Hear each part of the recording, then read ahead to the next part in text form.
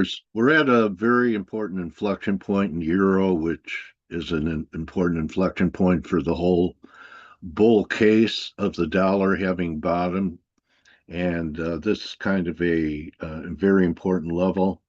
I thought we could get up above 117 and try and take the shorts out, which has already happened. We need some downside follow through. So if we're going to go, I'm wrong over. I have I'm short from 1711, and I have stopped over these highs at 1790. And I'm risking that much because if it is a turn and the dollar does turn and start breaking down, there are big targets underneath it.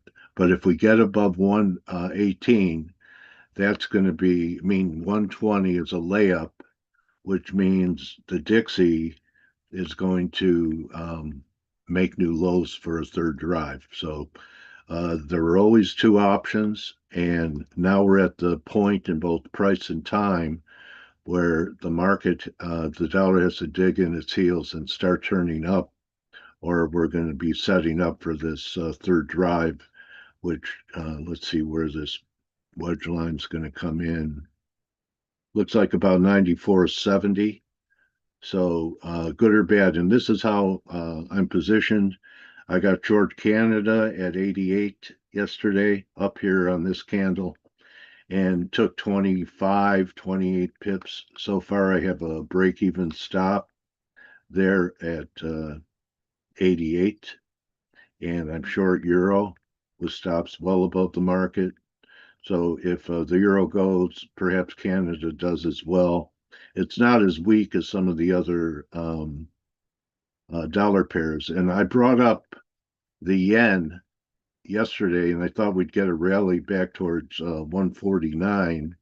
And I believe Besant came out with some remarks about that the Japanese need to raise rates. And so here we are sitting on this major support right here.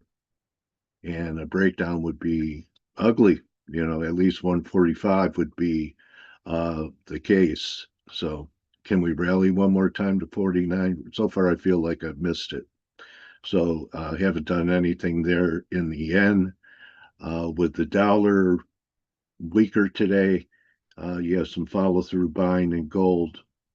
But the gold chart to me doesn't look great after that big break that we had on Monday. This surprised me how it held 37.5.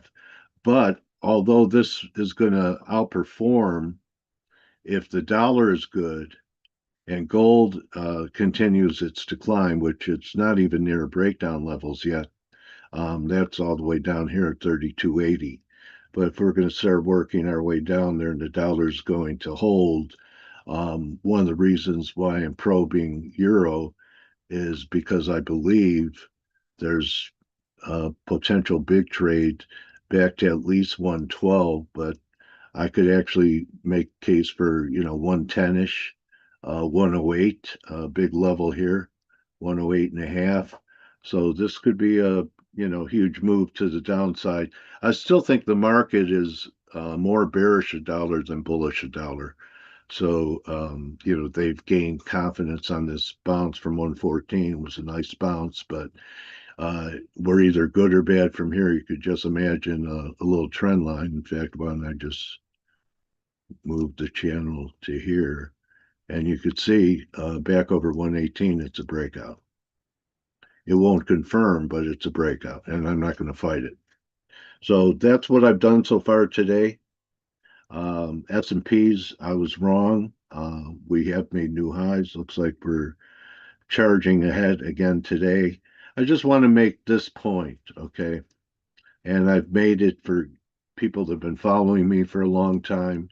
There have been examples where I talk about a grinding uptrend or downtrend, that all it would take is one candle in the opposite direction for the whole trend to change. And I do think Nvidia is an example of a grinding, really, this whole advance. There haven't been many big range days, and especially over the last month or so, well, daily is diverging. It wasn't diverging here, wasn't diverging here. It's diverging now.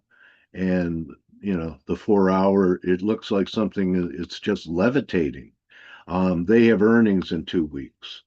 So I don't know if they could just continue this for another 2 weeks, but, it's not a healthy rally and it doesn't feel dynamic to me. We're at new highs or we've made new highs in the RSI 60. So, I'd be careful with the AI here. It's almost a pretty tempting short. We'll see what happens there. Just a quick update on Uber. I thought I had it going um, on Friday, and we're retracing a little bit. If we take out this 88 level, I think 84 is doable, and then lower levels after 84, 82. This could be a big head and shoulders setting up. But Nvidia, I think it's a good spec for a short. You go out and you buy some time and some puts, limited risk. I think it could work. Do want to update everyone on the beans. We're having follow through again. It's been one heck of a move in the beans, 60 cents. And we're not even close to the breakout. Breakout happens up at 1095. So is it like this, where we have this big candle on a week and then all it does is grind up to resistance and fail? I think this time we're going to go.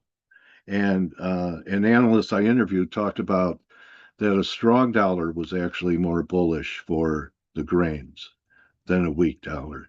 So maybe that's a little clue that we have going here. Um, Bitcoin continues at 112 level. You should have taken some partials and trail stops on these positions in case we do get some risk off. Maybe we get a bad number um, for the PPI tomorrow. So Bitcoin, just looks great. Pulled back to 112. We're about to make new highs. We'll see if we confirm or not. That still looks good. And what else I want to talk about? Yeah, rates. So this formation, this head and shoulders top that we had a breakdown from, still measures 410. So that's what I'm looking for here in yields. And I think they may stop. So I'm talking about this head and shoulders right there. So maybe that's when the yen bottoms and makes another run. But it does look like a flag, and we're headed down for another break. So it'd be interesting to see the dollar rallying with yields coming down. You would expect something else. So that's a wrap, everyone. Really, the big takeaway is what's going to happen with the dollar here. Is the dollar truly bottoming here?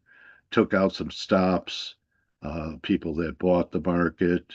I even advise having stops under the low. I don't know how far under the low. I never put stops a pip under a low. I give it a daily ATR, which, is about 40, 50 pips in the Dixie. So we're trying to turn on the dollar. Canada's still holding up okay. So we'll see. Time will tell. Maybe it's going to come down to a number tomorrow. So that's what I see. Trade what you see. Protect. Remember the 3 Ps. When you probe a market, you have to have a stop in. And when you take partials, then you protect the remainder by pulling up stops, coming out of a risk position, and making them BE stops. So we'll see what happens between Canada, Euro, and the Dixie in the next couple days. So good hunting. I wouldn't be long the video. And I'll see everyone tomorrow. Don't just count your shares, your bars, your bushels, your stock certificates. Count your blessings. Adios.